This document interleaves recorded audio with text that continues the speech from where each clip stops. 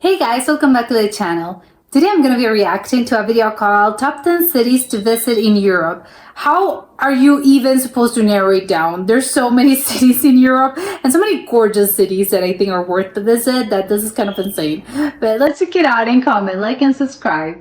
What's up guys, my name is Ryan Shirley and I spent the last few years exploring Europe and I want to show you my favorite cities. So here's my European cities top 10. I wonder if there's going to be more cities, two or more cities in one country. Europe is home to some of the world's most interesting cities, from the ancient history of Athens to the billionaire's playground of Monte Carlo. Europe's cities offer so much variety and diversity. Let's start this video off at the beautiful city of Lucerne. Located in the heart of Switzerland, Lucerne is a picturesque lake city surrounded by the Swiss Alps. It's just a short 40-minute drive from Zurich. One of my favorite parts of Lucerne is all of its medieval buildings and architecture. Lucerne is home to Chapel Bridge, which is the world's oldest surviving truss bridge. It was built over 600 years ago in 1365. It almost burnt down in 1993, but it was reconstructed and it's now open to the public. Another impressive place in Lucerne is the Mosaic Wall and Towers. The fortifications began in the 13th century and it's made up of 9 stone towers that were used as a defense wall during medieval times. Aside from all the history, Lucerne is just a beautiful city to walk around and explore the lake and all the surrounding scenery. I mean, it's hard to beat the beauty of this Swiss city. Alright, after Lucerne, we're going to head over to Portugal to visit the vibrant city of Lisbon. Being one of the oldest cities in the world, Lisbon is Europe's second oldest capital city after Athens. I mean, there's just so much culture and history in this city. You can check out the Sanctuary of Christ the King monument. It reminds me of a mixture of Rio de Janeiro. Oh yeah, it reminds me of the thing in Brazil, but it makes sense because of course Portugal conquered Brazil, so that's where it comes from. San Francisco's bridge. The Commerce Square is another beautiful spot to explore. One of the coolest parks in Lisbon is the Parque Eduardo VII. It's full of beautifully designed hedges and just a great place to enjoy the afternoon or evening. The Belém Tower is also an important monument that served as a point of embarkation for Portuguese explorers. Lisbon is also close to some stunning beaches such as Ursa Beach. I haven't been to Lisbon yet, but certainly one of the first new European cities I want to explore. Alright, so after Lisbon, we're going to head over to Italy to visit the famous town of Positano. Located on the Amalfi Coast, Positano is a seaside village that's about a 3.5-hour drive from Rome. Now, back in the 1st century, luxury Roman villas were built on the coast here. It was believed to be the home of mythical sirens that would seduce sailors to crash upon the rocky shores. Positano was a somewhat poor fishing village during the first half of the 20th century, but tourism began to gain traction in the 1950s, especially after John Steinbeck wrote about Positano in his essay where he said it is a dream place that isn't quite real when you are there and becomes beckoningly real after you are gone. When you see this place in real life, I think you'll feel the same as Steinbeck. It's just hard to beat the beauty of this place. The backdrop of the mountains filled with colorful villas against the Mediterranean Sea filled with boats and yachts. It's just jaw-dropping.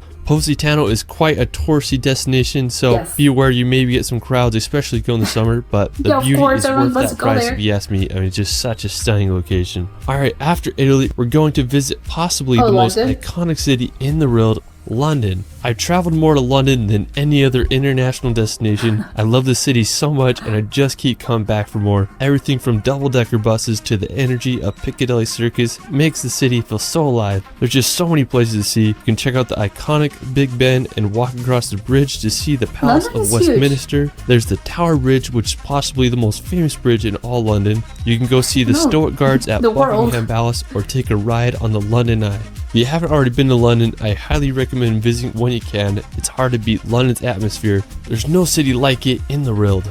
While we're still in the UK, we're going to head over to Edinburgh. If you want to go back in time, Edinburgh is a must. It's where J.K. Rowling wrote her Harry Potter novels. When I started traveling, this was one of the first cities I visited. It's a medieval town with intricate neoclassical buildings, cobblestone streets, and beautiful gardens. It's gorgeous. The iconic Edinburgh Castle overlooks the city and it's home to Scotland's crown jewels. One of my favorite places in Edinburgh is Calton Hill. It just offers a beautiful view of the entire city. Another cool spot in Edinburgh is Arthur's Seat. It's located in Holyrood Park and it's a short walk from Edinburgh Centre. Arthur's Seat is an extinct volcano with an elevation of 823 feet. When I was there, I wanted to get as high as I could so I could see all of Edinburgh. I made that hike up and reached the top. I just had a good time hiking around Holyrood Park and enjoying the views of one of Europe's most beautiful cities. After Edinburgh, we're going to head down to Croatia to visit the medieval town of Dubrovnik. Now, located in southern Croatia, Dubrovnik is one of the most popular medieval cities in Europe. The history of Dubrovnik dates back to the 7th century when it was founded by refugees. During the 14th century to 1808, Dubrovnik was ruled as a free state. One of the most notable features of Dubrovnik are the walls that surround the old city. They are almost 2 kilometers in length and they are anywhere from 4 to 6 meters thick. They were used to protect the city throughout history. The unique look of the city has made it a popular filming location. Dubrovnik was featured in Game of Thrones as it was used to depict the city of King's Landing. After Croatia, we're going to head up north to visit Czech Republic to visit the capital city of Prague. Due to its location and rich history, Prague is known as the political, cultural, and economic center of Europe. Prague was the capital of the Kingdom of Bohemia and was the main residence of many Roman emperors such as Charles IV. One of my favorite attractions is the Charles Bridge. Its construction began in 1357 and it wasn't finished until the beginning of the 15th century. The bridge is decorated with an alley of over 30 statues. I mean, it's just so scenic and such a great feature in Prague. Old Town Square is also a great place to explore, and the Prague Castle is another beautiful sight to see. It's considered to be the largest ancient castle in the world. It was built more than 1,000 years ago in the 9th century. I mean, that's a freaking long time. Prague has such a historic vibe, and I hope all can visit. After Prague, we're going to head over to Spain to visit the famous city of Barcelona. And when you think of Spain, this is what you probably imagine. Barcelona is home to incredible architecture, Mediterranean beaches, and an energetic vibe all around. When I was in Barcelona, I wanted to get a good vantage point of the whole city, so I hiked up this place called Mirador de les Batteries. It's a wild spot that offers a 360 panoramic view of the city. Crazy. The most iconic attraction in Barcelona is La Sagrada Familia. It's this Roman Catholic minor basilica that began construction over 138 years ago, and it still isn't finished. It's anticipated that construction will be finished in 2026, but who knows? All I know is one of the most unique buildings in the world, and I still can't get my head around that it's been construction since 1882. After Spain, we're going to head over to Greece to visit the city of Athens. It's the capital and largest city in Greece, and it's one of the world's oldest cities. Athens is such a wild place with so much history. One of my favorite places in Athens is the Acropolis. Can you walk the Acropolis? I'm always curious. I don't know, is that allowed? If you want to get into Parthenon, it costs about 20 euros, so it's a little expensive, but it's totally worth it, especially if you're there. When I went to the Acropolis, I was able to get some of my favorite time lapses over the city. They're just an endless sea of white buildings with mountains in the background. If you do go to Greece, I recommend exploring Athens for at least a day or two. It's just such a unique place. Alright, so for our last location, we're going to visit the tiny country of Monaco to see the city of Monte Carlo. Now, Monaco is the second smallest country after the Vatican. The whole country is only 499 acres. Monaco has been known as a billionaire's playground, and over 1/3 of Monaco citizens are millionaires. One reason why Monaco draws the rich is because it's a tax haven. There are no income taxes and other tax rates are extremely low. One of the most famous places in Monaco is the Monte Carlo Casino. It was opened in 1863 and has been featured in the James Bond films. Another annual tourist attraction in Monaco is the Grand Prix. I'd love to see some race cars ripping through the city there. If you can handle the riches of Monte Carlo and Monaco, it's definitely a place to add to your European city bucket list. Well, that is it for my top 10. Europe is such a unique region of the world. There's just so many beautiful cities in Europe. I literally could have did a top 100 list, so it's really hard to narrow it down to 10. Let me know in the comments below where your favorite European city is. If you guys want a free lot or some free stock footage, make sure you check out my website, description below. You can find me on TikTok and Instagram at Shirley.films. Anyways, it's Ryan, and we will see you later.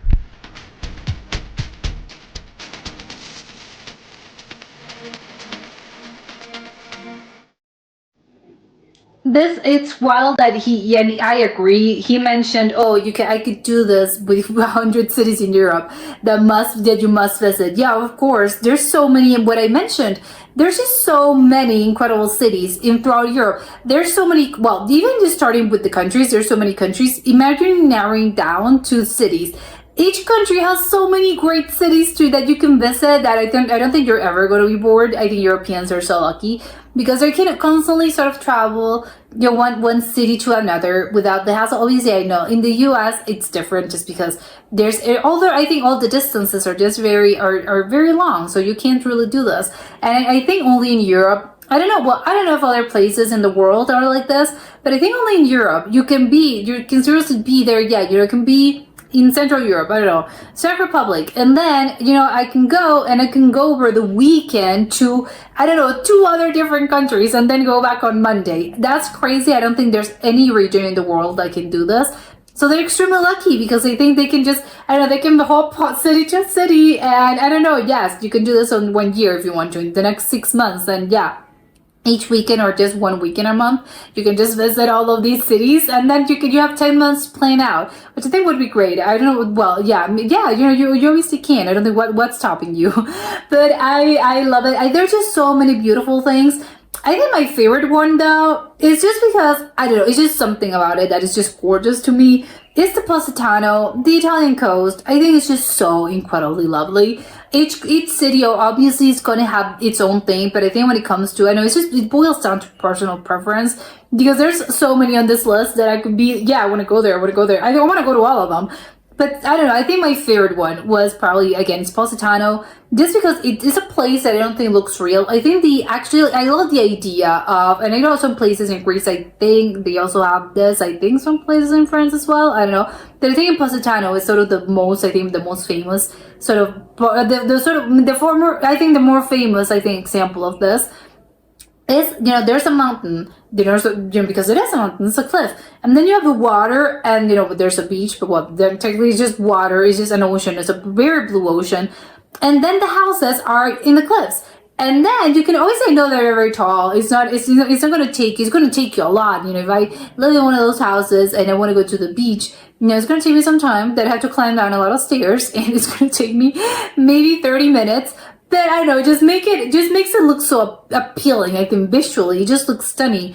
And those, I'm talking about the whole, you know, when you're in the mountain, but I think you have the best of both worlds. I personally love when there's an ocean, there's a body of water, and then you have that sort of, not that woods, because obviously it's not woods, but you have sort of that greenery part of a mountain, and you have some sort of, you know, oh, there's a mountain itself. Because I think when you think about a beach, you know, there's the beach, right? And you're thinking about a flat sort of beach with the water, but it's sort of flat looking. It's a coast, it's a bay. But in this part, I don't know, I like the fact that it has cliffs and it has mountains. I don't know how to explain it properly. I don't think I explained that right.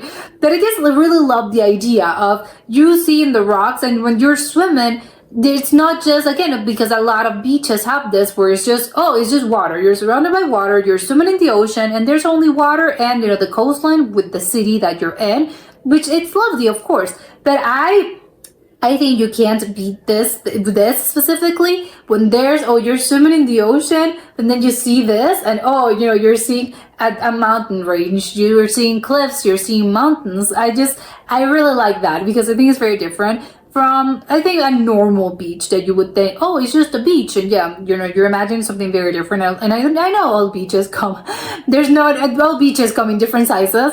There's a lot of beaches in the world, but I just think I love that part because I think it's a really good mix between that whole sort of nature as in the mountainous part of the earth, and then, you know, you have the water, which I love. I don't know if you can hike them, actually. I don't know if you can hike those cliffs, or there's some hiking pathways, but I think that would be great. I don't know if that's a thing. Would love to find out, because I think we can think of a more perfect, I think, vacation. You're just hiking through there, and then, you know, you go to the beach, and then you can swim. I think it's just lovely. And the water is so incredibly blue. I love it.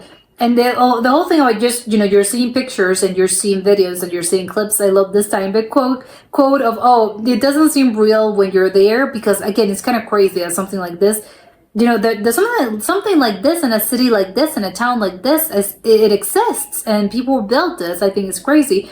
But then, you know, you're thinking, oh, it's unreal because it's sort of a magical, sort of dream-like and a fugue state. But then once you leave, oh no, it was definitely real. I love that. I love that. But that's a beautiful quote.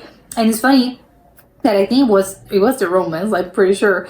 They were building at Positano, as in the village has been inhabited since, I don't know, the Roman times, because Romans had luxury villas there. I think it's so funny because, yeah, you know, I think it is impressive it's impressive for us, I think, as modern humans. Then, you know, for the Romans, ancient humans were just as impressed, and that's why they were, oh yeah, I have money, the first thing I'm doing is building a house over there in Positano, which I love. Then of course there's so many other cities that I think are incredible. I would love to go. Obviously, I think it's a good mix. I think there's something for everyone. You have the cities, as in the cosmopolitan cities, as in you have the London, which obviously has so many things to offer. I can't even imagine. You know, London is a huge city. They have so many different things. You can just go and visit London, and that would be a great vacation. I think it's because, again, there's just so many things to do. That's not even going to other places in England or other places in the UK. That tells you how important I think London is, and how beautiful it is, how many things it has to explore. But yeah, I love that city. You know, that city is, yes, it's very sort of city-like when you're imagining, you know, a city. Barcelona as well, I think, is also a city that is just a pretty big city. It's a very cosmopolitan city, although obviously, you know, the vibes are different. But the whole thing remains. And then you have, you know, the little villages, or the little smaller cities, as in, I think, was Dubrovnik, that seems as in a smaller city. And also Prague, although I think maybe that's a little bit bigger. And there's obviously the vibes are different because they're going to be a little bit more, I don't know, vintage, more classical, you know, without those whole huge skyscrapers, that huge sort of, oh, it's more modern, sort of, I don't know, modern architecture. I don't know if obviously maybe they have parts that are like this, but I do not know. But I really like that sort of idea of just you walking around, you're feeling transported, I think, back in time. And I think you can definitely get that with Athens, and you can get that with Prague, and you can get that with Lisbon as well, which I had no idea was that old. And I like that. It's just very, there's something for everyone. As in, what do you like? Do you want sort of the taste of all Europe? Do you want to feel as in you're walking, or you're always transported back to the medieval times? Or do you want the beach, or you can go to Monte Carlo to experience, I don't know, there's a life of luxuries that I don't know how actually Monte Carlo would probably be the one. I want to go to the casino, but I think you would probably feel kind of bummed out because, oh, I can't live like this. Maybe it's just very expensive, but you're, oh no, I can't live like this, or it makes you bummed out. And I think probably the other cities are probably a little more, well, you know what, I can just go there and have a good time without sort of the worrying about, no, how people live here is only the city of billionaires. But yeah, at least for the casino, I would love to go. And of course, an F1 show, well, not show, a race. They don't do a show. An F1 race, we love to go. And yeah, I want to see how the casino looks from the inside, because from the outside, it looks like a castle. Now I want to go to see it from the inside. Maybe, yeah, I'll be scared of spending any money there, but at least to visit, to see how it looks. And that was it for today, and I'll see you soon. Bye!